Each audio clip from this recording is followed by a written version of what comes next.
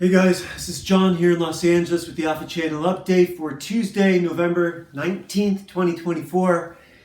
And before we get to today's Tarzan comic, which is really good, we're going to do Conflicted card. This is the Ace of Diamonds card. And this one is a hard one. This one stayed with me for quite a while. This is a hard one to accept. You just have to accept this. It's the only thing you can say about it. It's sort of the end of the world. You're holed up in your home and your neighbors are in their home. You have your wife and children. They have their wife and children. A large mob has passed by your house but is intent on breaking into your neighbor's house. You probably have enough ammo to take them all out if you don't miss any shots. But if you engage and you screw up, your house will, of course, be attacked. What do you do? This was the card that convinced me that this deck was a really cool idea, that this encounter sort of thing was a cool idea. And it sort of pushed me along the idea of doing postcards, the sort of Dungeons and Dragons postcards. But the answer to this, obviously, is that, so the comic book answer, of course, is you go out and engage with the enemy. Realistic answer still has to be you go out and engage with the enemy. You just know that you're not going to make it. Because it's going to happen. If you're in that situation, you haven't already left. Look at how many mistakes you've made to be in that situation where your home can be broken into by a mob and you're still there. And your neighbors are still there. And you don't have that much. This is less ammunition than I have in this room. Why? How old are you? You know? Sorry, I'm holding up Tarzan, but I should be holding up this card. Like you have a wife and family, and you don't have the means to protect them in an end-of-the-world scenario. You need to be moving. You need to be doing something. You need to be doing something. Not just sitting waiting for the mob to come attack you. Obviously, joining the mob's not an option. What are your options? How did it happen? It's happening right now. It's happening right now. What would happen if this happened tomorrow? I guess I saw a thing today that they caught Ukraine using US-made missiles, and Russia is regarding it as a nuclear provocation. Biden is apparently determined to get us into World War III before he leaves office. That's clown world. That's clown world. It's Tarzan, number 15. Lord of the Jungle, Marvel Comics. This one is written by a Jew, and I'll tell you how I know. Not just because he's named David Kraft, which is a pretty Jewish name. I wondered when I saw the name, maybe he's a Jew. We'll have to wait and see, right? This is the 70s Marvel Comics. Always wait and see. You know, it might not be. I found out that, what's his name? Will, the comedian. God, I'm spacing on his name now. The really tall guy from Talladega Nights, that he's not Jewish. With the white afro, he's Irish. That's embarrassing, I can't remember his name. I didn't know I was going to remember his name. I'm sure I'll remember it in a little while if I start thinking about something else. So this one is chapter 1. This is written by David Kraft, Tarzan, Lord of the Jungle. This is called Slavers. And in this one, this is not Roy Thomas writing. Klaus Janson is on colors as well as inks. He's the embellisher as well as the colorist. Still John Buscema drawing. And here we get Tarzan discovers them. A black guy runs up to him and says he's being chased by slavers. Don't let them take him. And then these Arabian slavers come up and kidnap Tarzan. And so Tarzan gets dragged, he gets a rope thrown around his neck and gets dragged into a fallen limb where he's knocked unconscious. Now he had just been a few minutes earlier hanging out on the back of Tantor, the elephant. You may not have noticed the elephant down there. So yeah, here's Tarzan on the back of Tantor. And then, now let me hold that up for more than just a split second. I want to move on, and check this out. This is a great cover too. I don't know if I held that up long enough to do it justice. The whole point of this is showing off the art. Look, the whole point of this is called, I recently discovered this is called the ninth art. Comic books are called the ninth art. I love comics. I love TV and movies too. Yeah, of course, but that's really expensive. Comics you can almost do yourself. If you have someone else working with you, you can really do a pretty good job. Me and Jay are doing a really good job right now. Just knowing that he's reading the stuff that I'm writing, which is going to get edited, and I'm taking a look at the stuff that he's doing. He's really like getting really far with zip tones. And I've noticed zip tones in this. Look at how the colors, these are actually zip tone colors. But I guess that's what Pantone single pass colors kind of are. So this black guy runs up to Tarzan and says, they want to kidnap me and enslave me. Don't let them. I don't want to work in the mines. They're going to take all the people in my village. Then the Arabs come up and take Tarzan, kidnap him and take him to the mines. But at the last moment, they are driven off by Tantor the elephant. Tantor the elephant. The king of, is Tantor the king of the jungle? King of the beasts? I think Tantor is king of the jungle, whereas the lion is the king of the beasts. It's a little different with everyone else. Tarzan's the lord of the jungle, right? So he's Lord Greystoke. It's like wrestling names. The Iron Sheik. So Tarzan's unconscious and Tantor carries him off.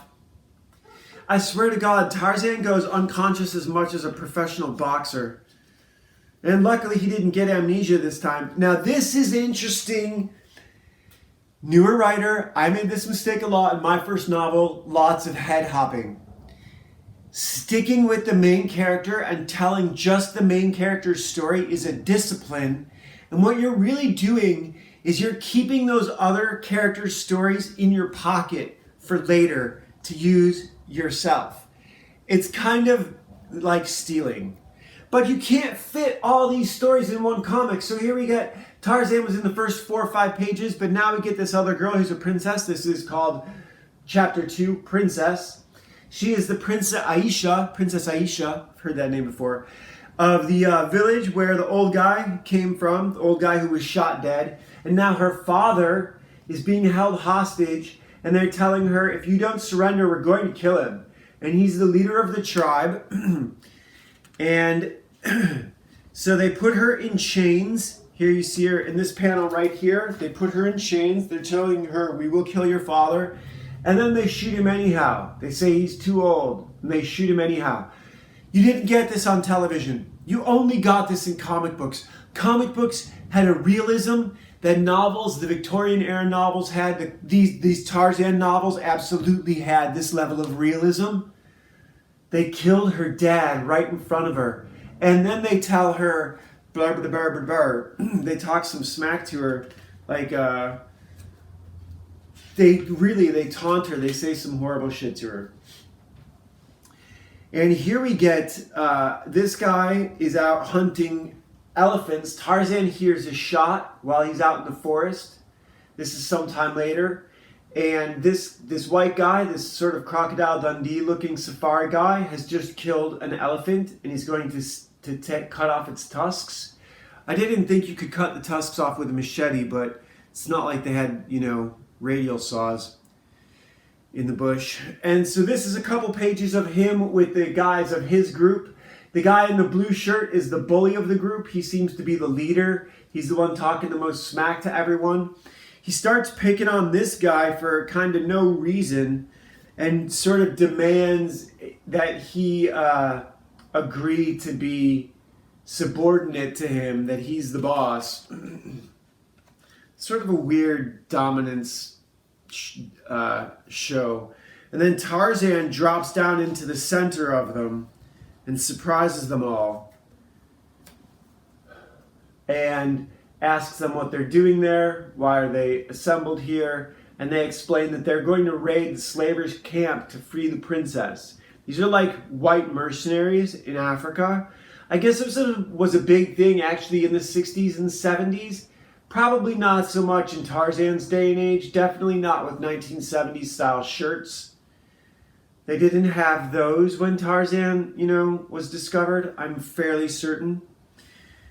These guys have repeating rifles. It's basically the Old West version of guys. Their hats and their outfits. I don't remember any of their names.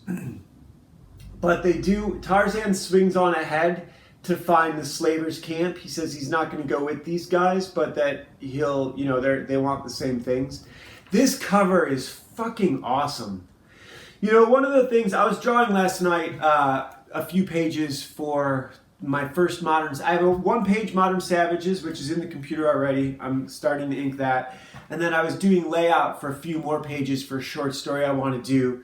That I got the ending from Chuck Dixon, I have to confess. Even though he's working for Ripaverse, he has a lot of experience.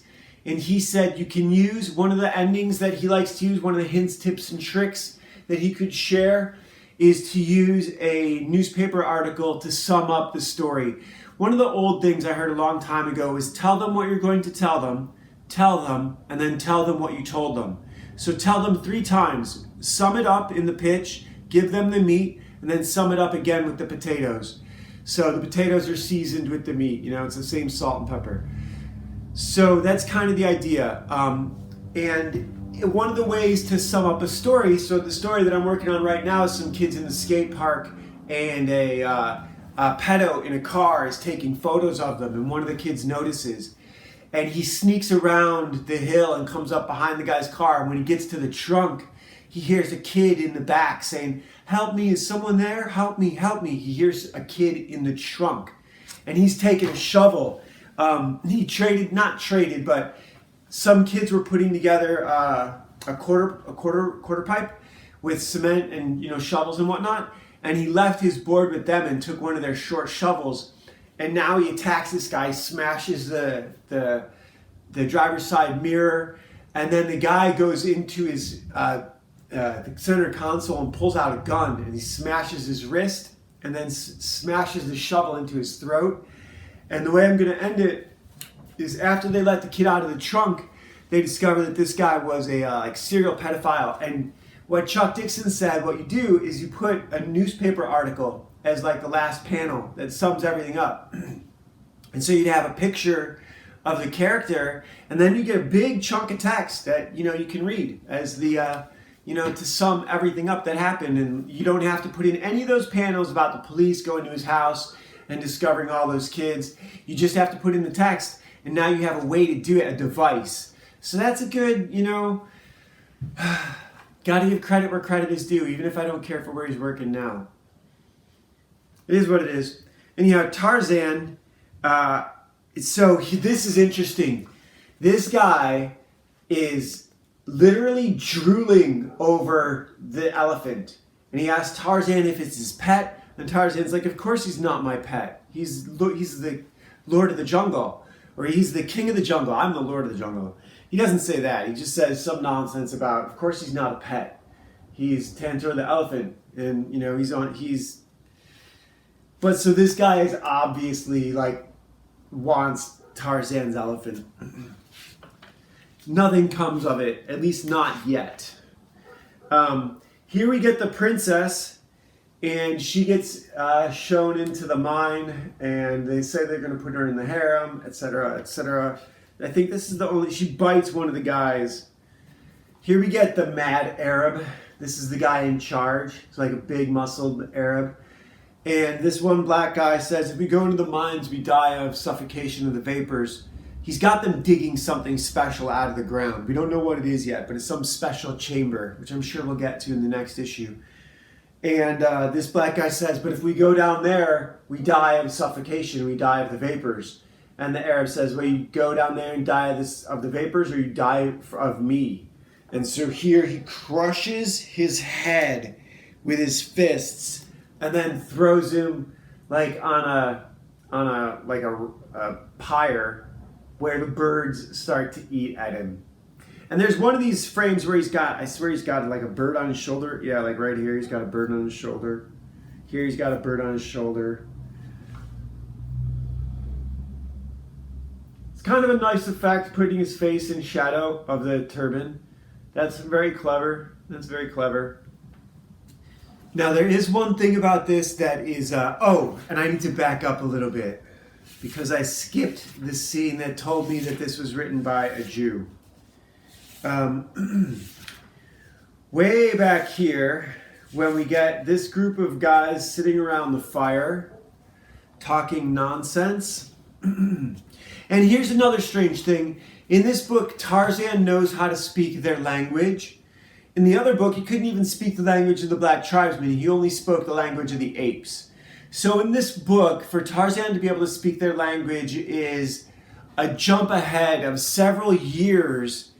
It would be, I would say, up until the very last moment before he met Jane. But we're supposed to be already in the last moments before he met Jane. So here, these two panels, this is really weird. This is also, this guy has a pair of eyeglasses. Like he's in the 70s. Like this is Tarzan in the 70s. And this guy over here, the sort of gruffer looking one, is busting the balls of the nerdy eyeglass wearing guy. And he says, when I picked you up, you were so broke you couldn't afford to pay attention. And I remember reading this and thinking to myself, that's kind of a Jewy phrase. Even for the 70s, that's kind of fucked up. And then this guy says, the nerd says, I'm here for the cause. I'll do anything for the cause. He's fighting for socialism.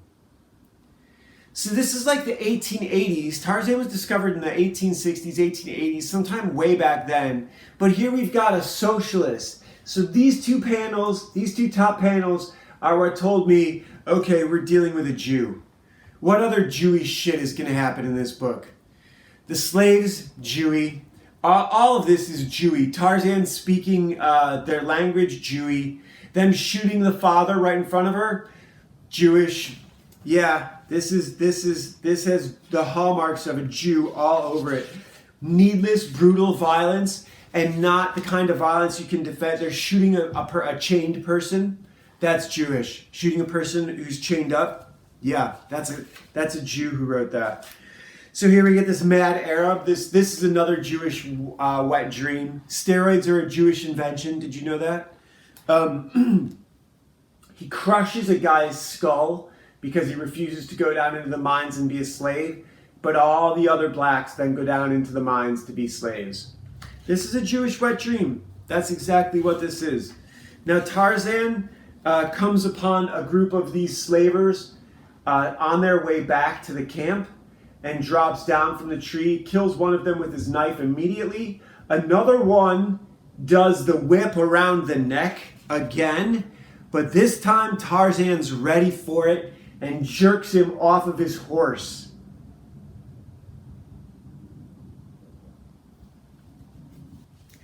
Not only does he jerk him off of his horse, he jerks him off of his horse and smacks him into another approaching rider, colliding their heads, as it says in here by David Kraft, like eggs.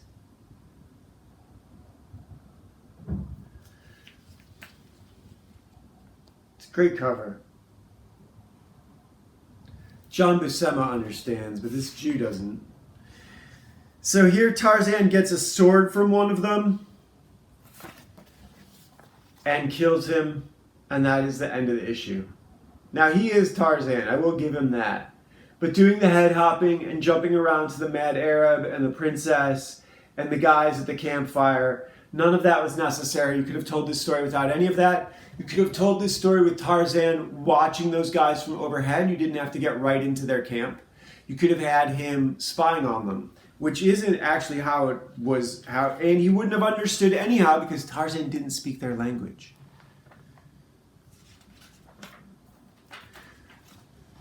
Tarzan, Lord of the Jungle, number 15. See, now we are seeing the slippery end of the slope that our parents and grandparents warned us about with Jews. You know, trans kids, the whole world on fire, World War III's trying to get started, pissing off Russia, trying to make everyone slaves. They're terrible people, and they got to go. They need to be destroyed as a power dynamic in the world. And it's as simple as all white people have to do. We don't even have to be segregated from anyone anymore. The world is so simple now. All we have to do is form co-ops that are invitation only. We just have to form invitation only clubs. And there is something I want to talk about today, and this has been on my mind for a couple days, and today we've seen kind of like the final, I hope it's the final fallout.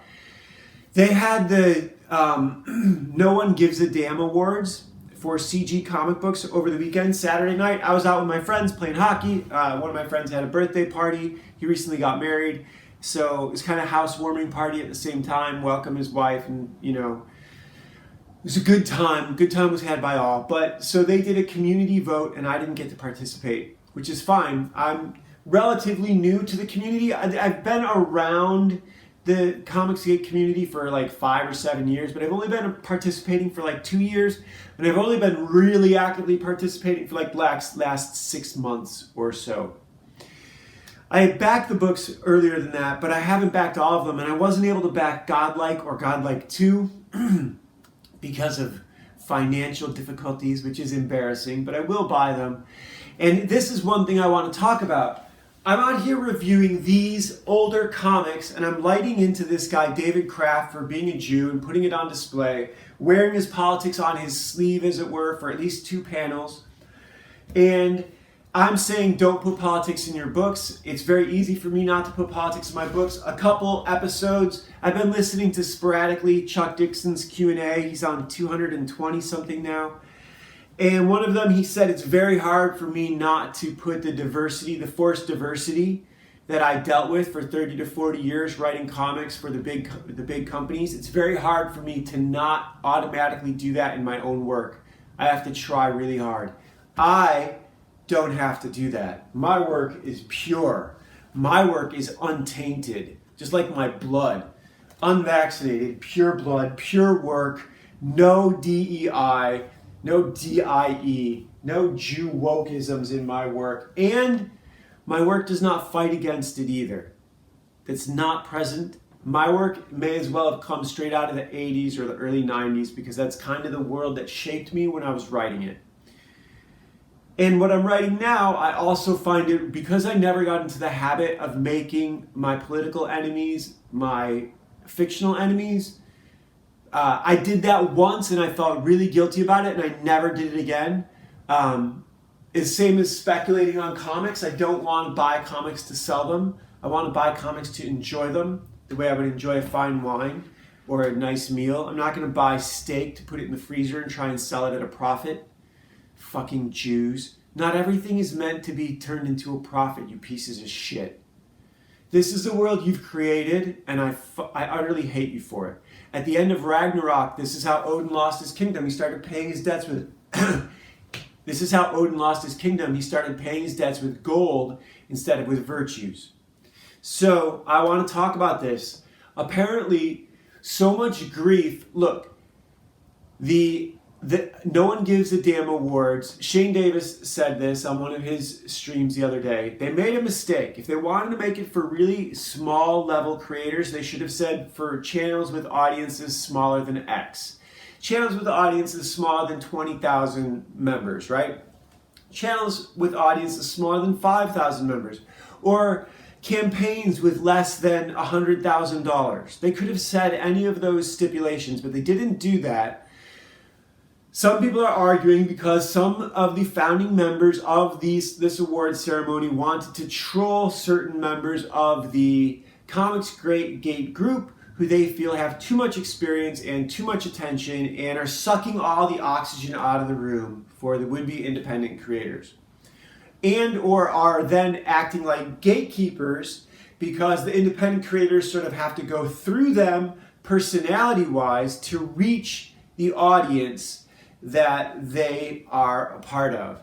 This interesting thing that happened, I haven't mentioned what happened with Michael Bancroft over the past couple weeks, mostly because I hadn't heard the story, and I have heard it twice now from Ethan about what happened, and it's very interesting.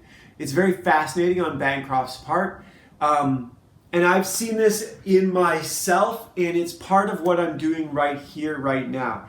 If I was invited into Comicsgate Kings, I would say I'm not qualified. Obviously, I'm not qualified. Even if I had a huge channel with lots of fans.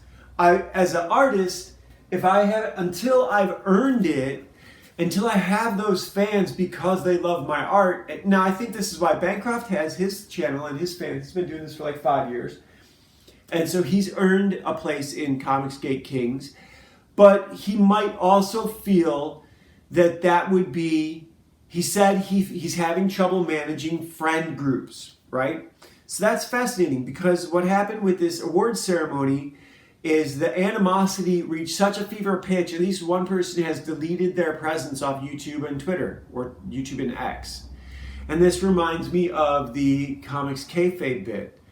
And of course, that's not that severe, but at the same time, to completely destroy your online presence.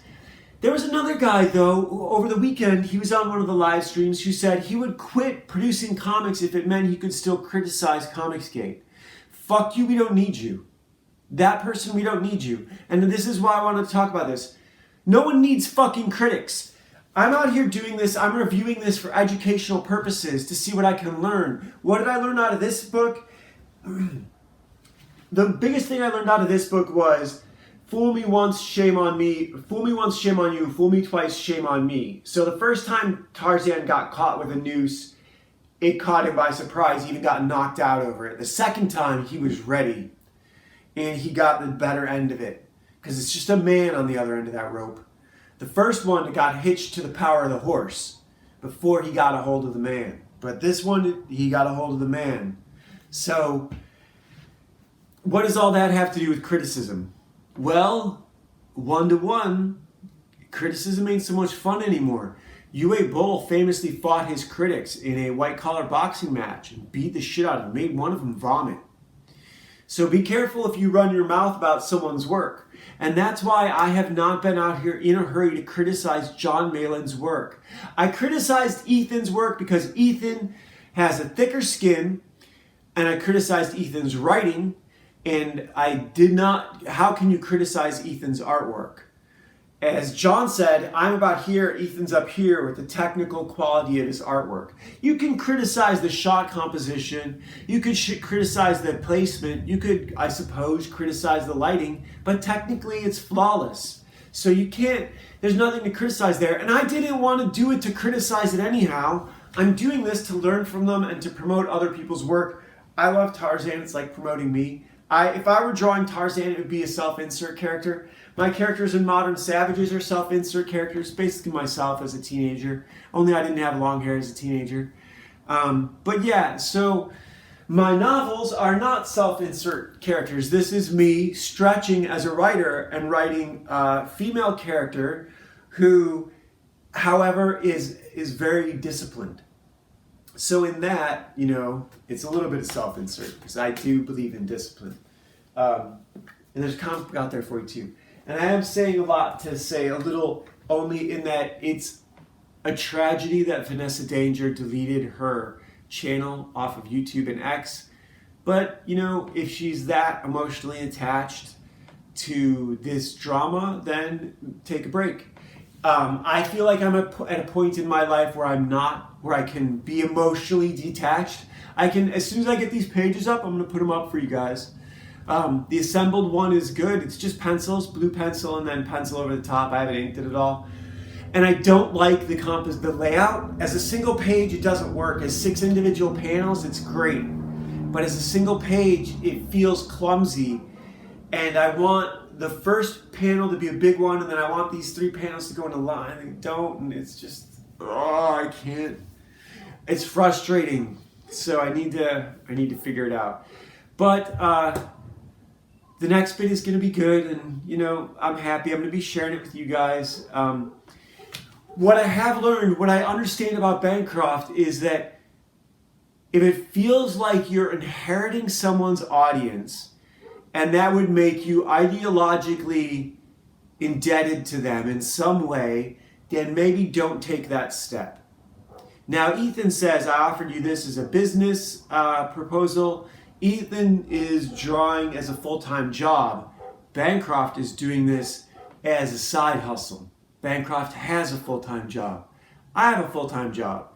But I have a full-time job that pays less than I got right when I got out of school. So I can't say that I'm looking to get out of this into a new full-time job for somebody else. That does not sound appealing. I don't know that I would want to do colors for someone full-time unless it was really, really lucrative and I had a ton of spare time, which is, I have a ton of spare time with my current job. It's just not especially lucrative.